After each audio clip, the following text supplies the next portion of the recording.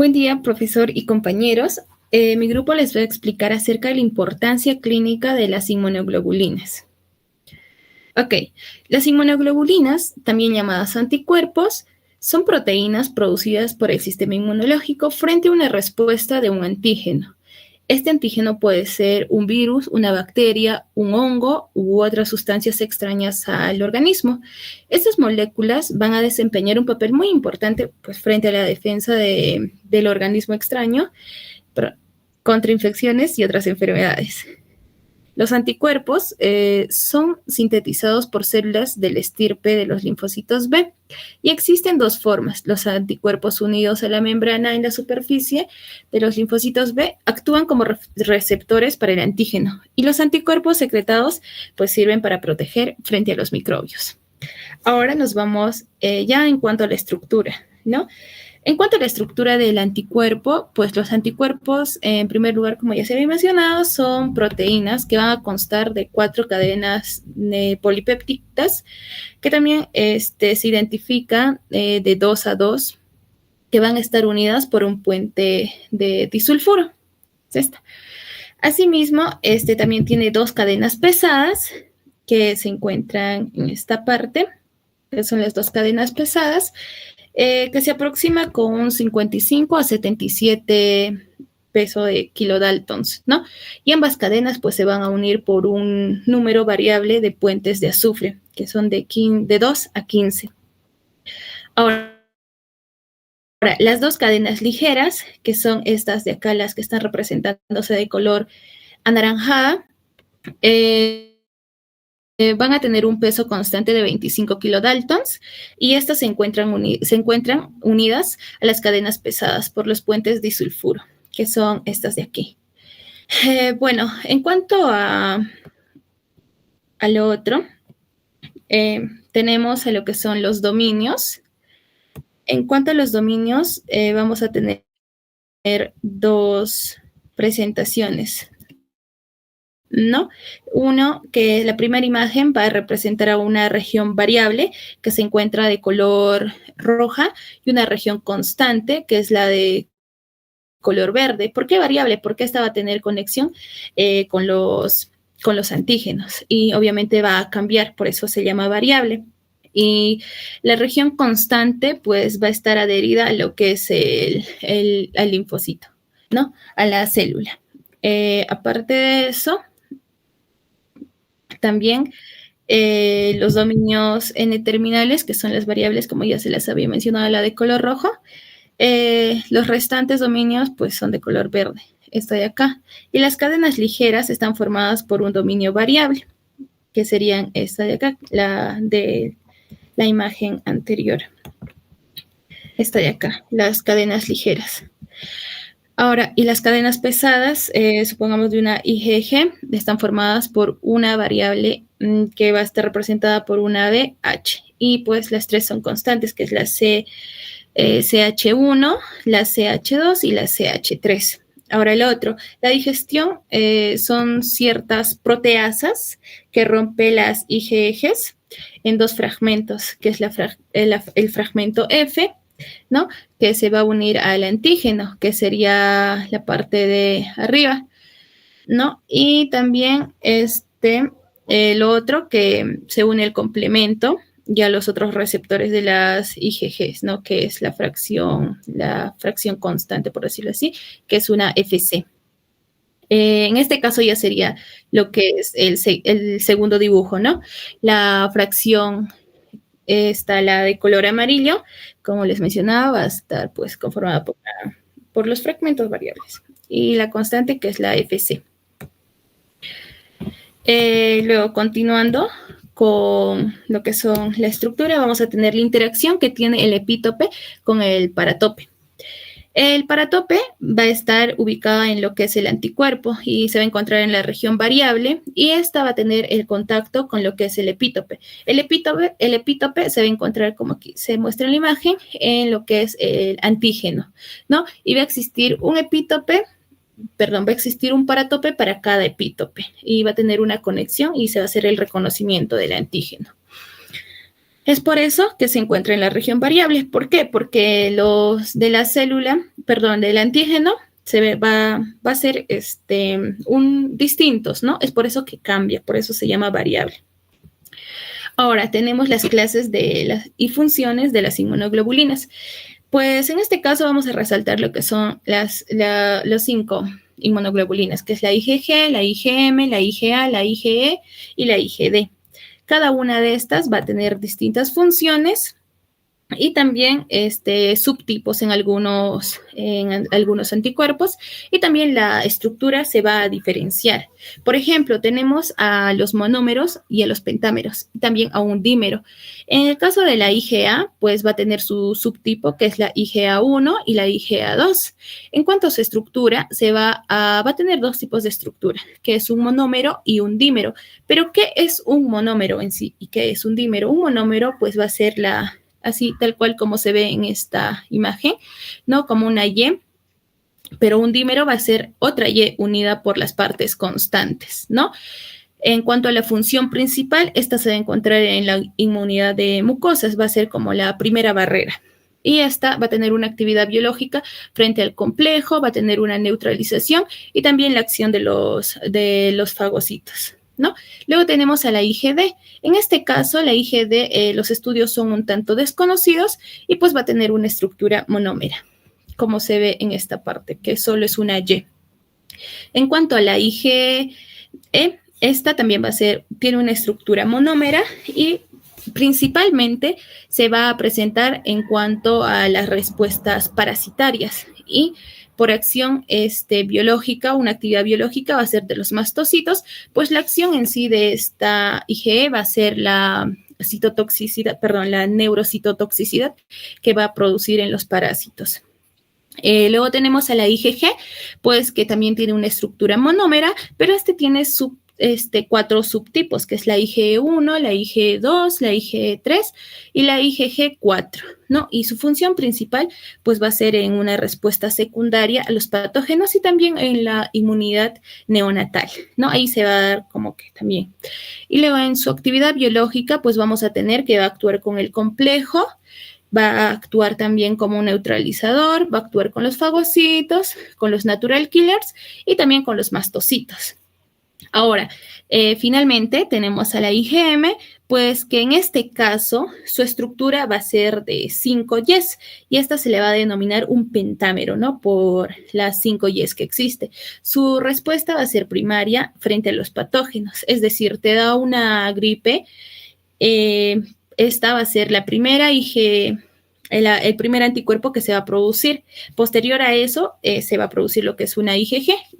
¿Por qué? Porque es una respuesta secundaria. En cuanto a esta IgM, se va a trabajar con su actividad biológica va a ser con el complemento en mayor cantidad que el neutralizador. Después de eso, pues tenemos cada una de las estructuras de las inmunoglobulinas ya presentadas anteriormente. Aquí se muestra lo que es un monómero, ¿no? Con sus distintas partes. Tiene la parte FAP y la parte FC, que es la fracción constante y la fracción variable, la de arriba. Y ya les había comentado por qué se le denomina fracción variable.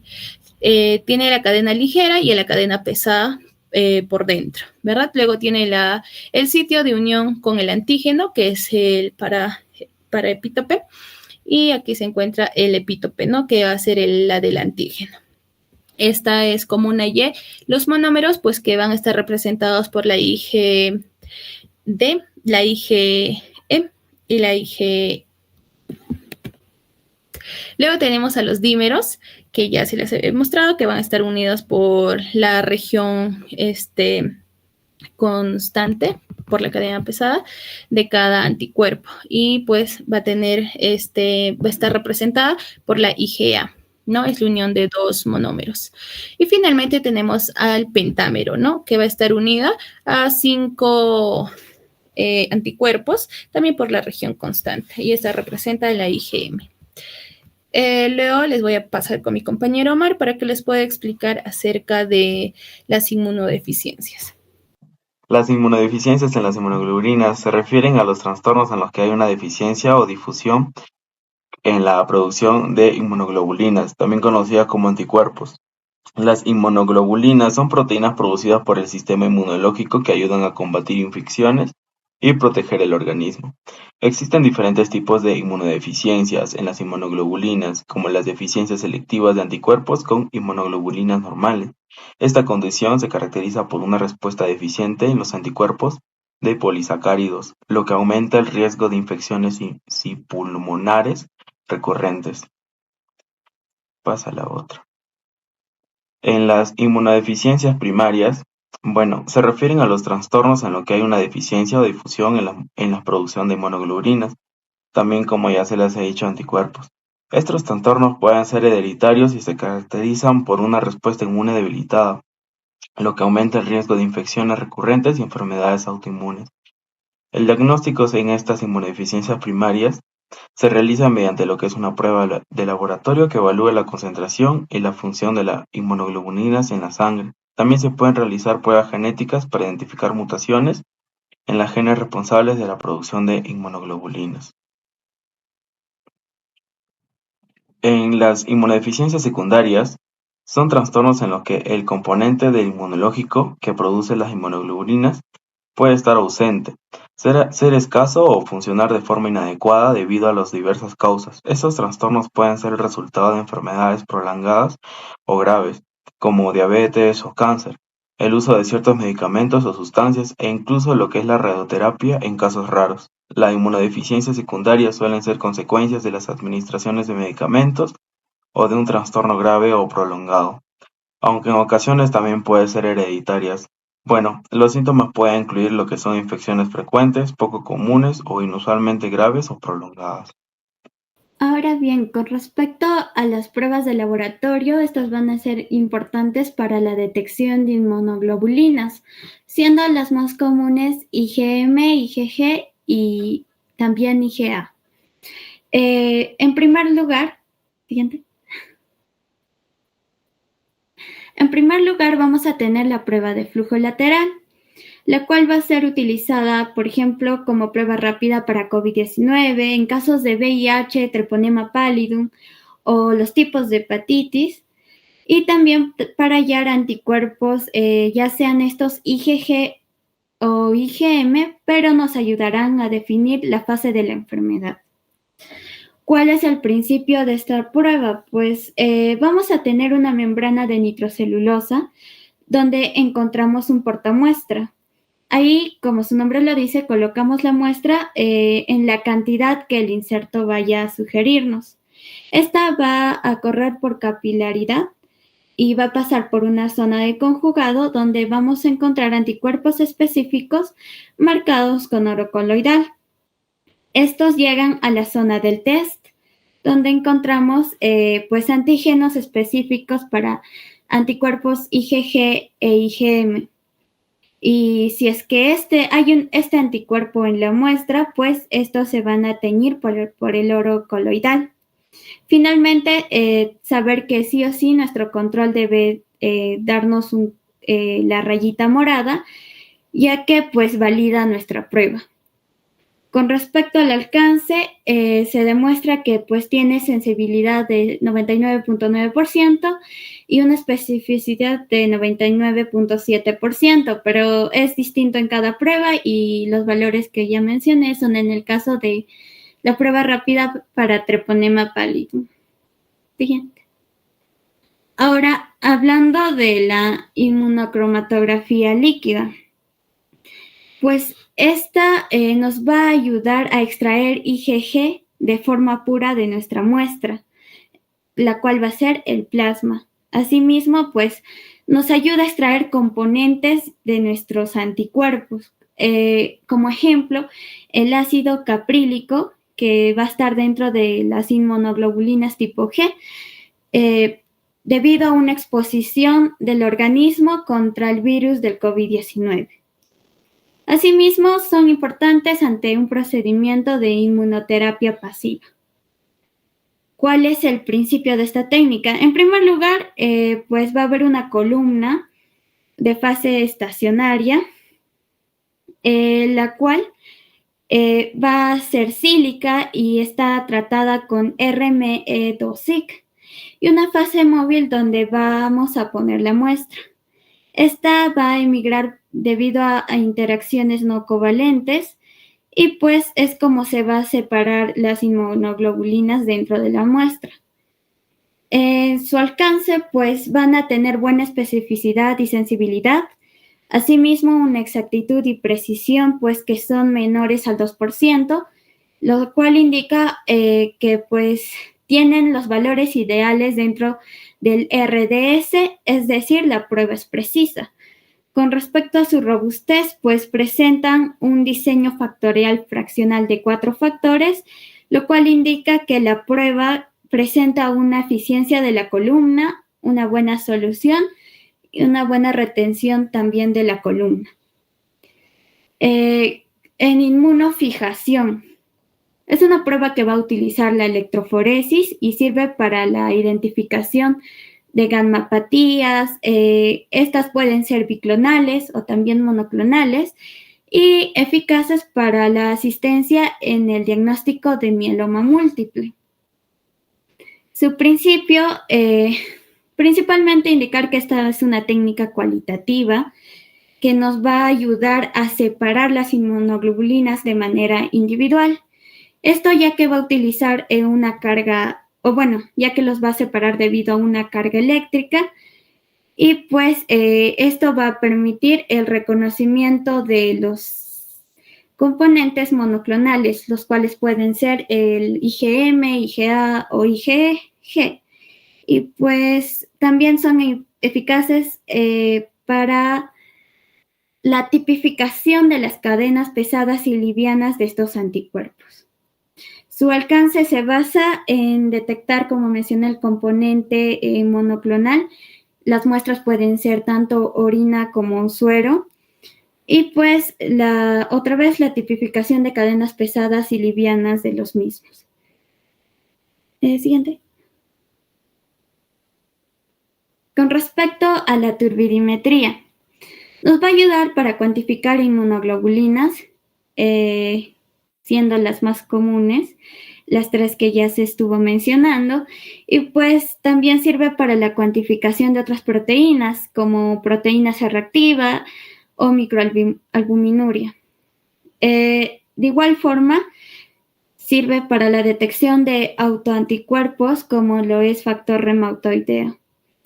¿Cuál va a ser su principio? Pues es cuantificar las proteínas plasmáticas que conforman, que van a surgir a partir de una acción antígeno-anticuerpo. Esta acción antígeno-anticuerpo dentro de la muestra va a producir una precipitación que pues se va a poder medir cuando hay una luz transmitida en nuestra muestra a 180 grados y como resultado nos va a dar una luz dispersada. Y pues ya por último, medirlo por fotometría.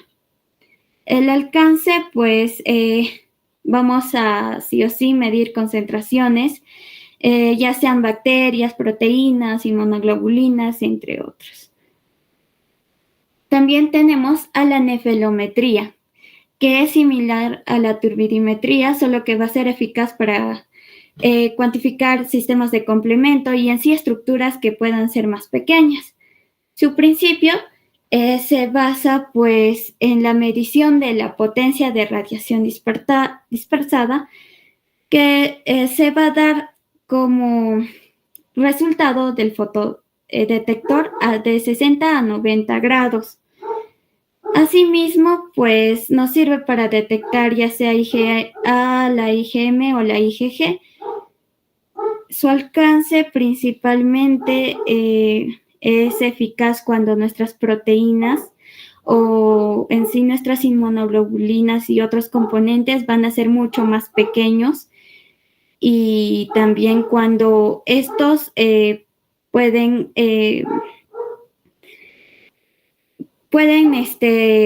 producir la dispersión de Rayleigh. Continuando, en radio ensayo se va a utilizar la presencia y concentración de antígenos o anticuerpos en un material. En el principio tenemos que se va a utilizar radioisótopos como marcadores que se acoplan a anticuerpos en lugar de enzimas. Estos radioisótopos se utilizan como marcadores de detección y este enfoque permite una medición exacta del complejo antígeno-anticuerpo y esto va a tener una alta sensibilidad. En el alcance tenemos que es muy sensible y es capaz de identificar cantidades diminutas de antígenos o anticuerpos en una muestra. Siguiente. Bueno, el inmunoblot, su utilidad va a ser utilizada para el análisis de proteínas individuales en una mezcla de proteínas. En su principio, estas proteínas se van a adherir a la membrana en el mismo patrón en el que se han sido separadas debido a las interacciones de las cargas. Estas proteínas del inmunoblot son más accesibles al unión de antígeno y anticuerpo para su detección. En el alcance, esta prueba nos va a permitir cuantificar la proteína de interés ejecutando un estándar de cantidad interna en paralelo con las muestras de gel que tiene esta prueba. Siguiente. Bueno, el ELISA es una técnica molecular utilizada para detectar y cuantificar la interacción entre antígenos y anticuerpos. En su principio tenemos que su función va a ser detectar la unión específica de un antígeno y anticuerpo. Este ensayo se va a realizar inmovilizando el antígeno sobre una superficie sólida, como un tubo de plástico o un pocillo de placa de microtitulación. En su alcance, vamos a tener que el ELISA es una técnica versátil y muy sensible que utiliza un sistema enzimático para detectar y cuantificar la interacción entre antígeno y anticuerpo. El siguiente, por favor. El electroinmunotransferencia. Esto va a utilizar la purificación de las proteínas antigénicas mediante la evaluación de 4 métodos de purificación proteína. En su principio vamos a tener que esta prueba nos va a permitir el reconocimiento de anticuerpos que tienen una especificidad por antígenos que se absorben por una membrana. En cuanto al alcance, esta es una técnica con mayor sensibilidad y especificidad para la detección de anticuerpos contra antígenos específicos.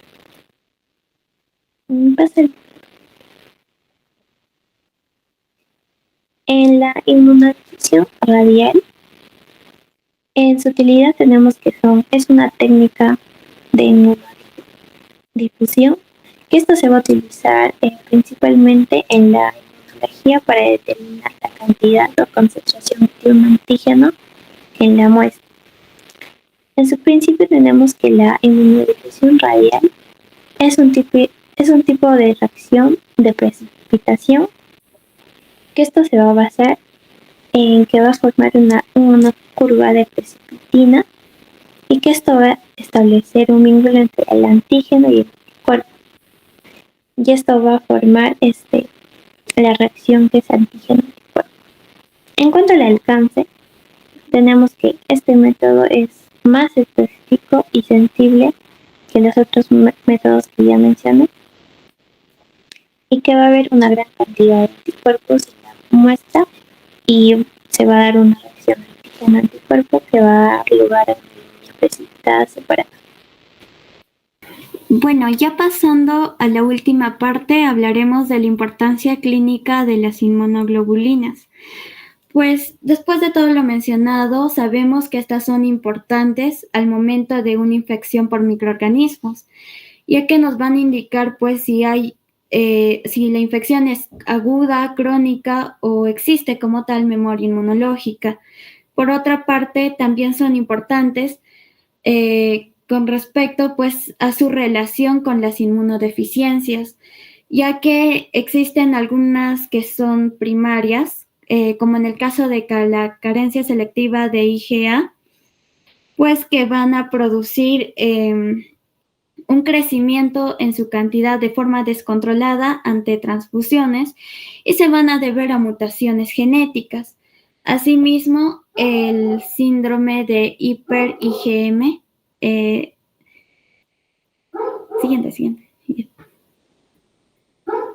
Asimismo, el síndrome de hiper-IgM que se debe pues principalmente a mutaciones en el cromosoma X, en un gen específico, y asimismo pues que solo se va a heredar a varones en este caso, o si no a un trastorno pues que va a ser autosómico recesivo. Hablando de este síndrome de hiper-IgM, ¿qué pasa? Que al haber un crecimiento exponencial en la cantidad de este anticuerpo, pues la cantidad de otros anticuerpos como IgG, IgA van a ser mínimos o ausentes, lo cual va a afectar al paciente. Por último, tendremos en cuenta que las concentraciones bajas de inmunoglobulinas séricas, pues sí o sí nos van a dar un indicativo de alguna enfermedad que vaya a ser autoinmune, una enfermedad que mayormente va a atacar a los niños. Y esa es la importancia clínica de las inmunoglobulinas. Gracias.